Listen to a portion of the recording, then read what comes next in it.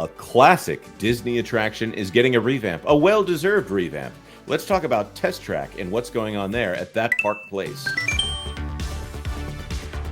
Hello, I am Jonas J. Campbell, an investigative reporter for That Park Place, and with me is the guy that I go to for all of my theme park questions. That is Mr. Vash Sky. Vash, how you doing today, man? I am doing very, very well. It looks like the Walt Disney Company is actually doing something. Hooray! And it happens to be Test Track. Again, we'll get into it. Well, I think there are good reasons for why Test Track is getting an update, as opposed to maybe some other rides. We're going to Mickey Views for the article here, and Braden always does an excellent job over there. I recommend checking out not only his YouTube channel, but also his website. Source, Test Track closing late July for a year-long update, cast members being transferred. And I hope everything goes well with those cast members in these trying times. I hope that's just transferred to a different department and not something that is, worse than that. We hope that they didn't find any cost-saving arrangements there, as Disney has been mentioning all over the place. According to friends of Mickey Views working at Test Track inside the Walt Disney World Resort, key cast members have been notified the GM-sponsored pavilion will be closing for a major update in late July of 2024. Disney has yet to officially announce a closing date for the reimagining of Test Track. Vash, there's a lot to unpack there, and that bold statement right there. The GM-sponsored pavilion. What is there to learn from that? Well, we know there have been there's an association there. Let's say that's bigger than just this one attraction right there. Now, we've talked about the board of Disney quite a lot on this channel, Jonas. Is there maybe a board member that perhaps has any connection to a GM-sponsored attraction like this? It's good of you to point that out. And if Lou Wasserman's ghost were here, he might point out that you are smarter than the average Barra. That's perfect right there. Here you go, CEO Mary Barra. Actually, I guess she's earning a $29 million salary. I did not know that before this article, but well, there you go right there. So it's General Motors. Now, this is kind of an interesting thing right here. So when it came time to actually do this pavilion for the current version of Test Track, remember at that time, GM was actually getting bailed out by the United States government right there.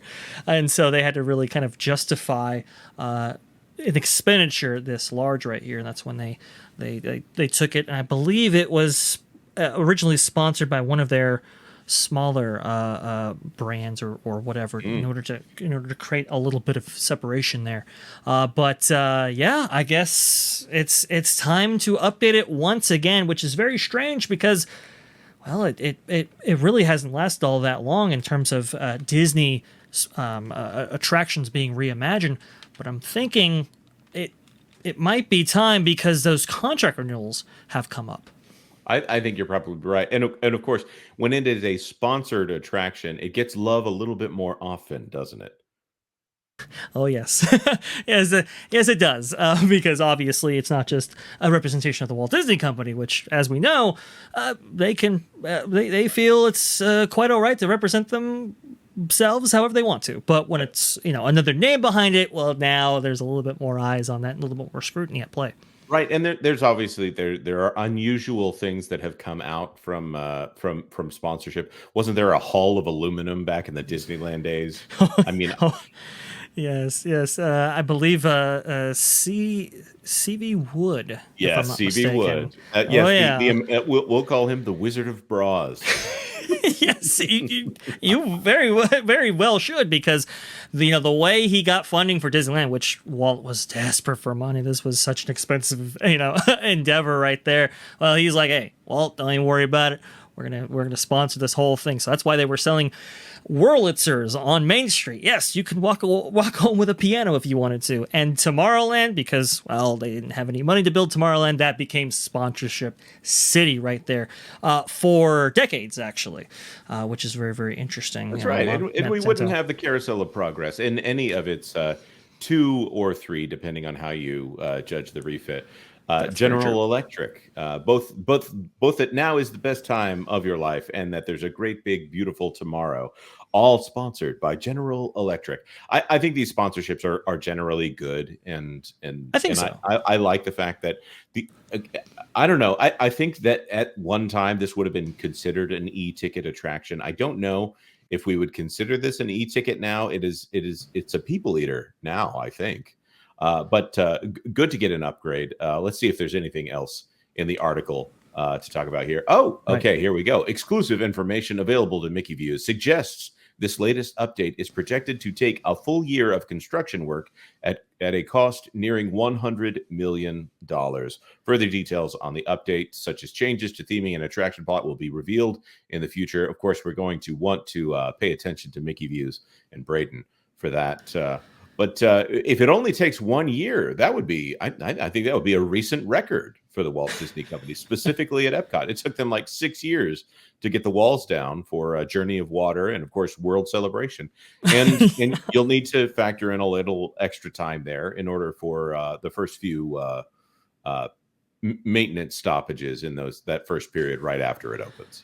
Well, especially for this building specifically, I know that when it made its transition from World of Motion, as the attraction opened in 1982, to Test Track version 1, that was pushed aside by a number of months, if not years, because they had some real big problems with this with this attraction, getting the maintenance costs reasonable because tires would wear out so quickly, and also this was at the place where a vehicle going at speed went off the track and actually hit a wall. So that delayed things even further in order to rebuild the entire track there and really make sure that never happens again. Obviously, it hasn't. But I see that $100 million price tag, and that's actually pretty decent. For this attraction right here. This is a pretty large space. It seems like they want to go into the green energy direction with this attraction right here. That's a good idea, and that's in keeping with the idea of Epcot and the experimental prototype community of tomorrow that it was based off of. I like the idea of a bright and hopeful future as being presented by the Walt Disney Company. That's something they've gotten away from a little bit over the last, I would say, 4 years or so after the Summer of Love. I would agree with that for sure.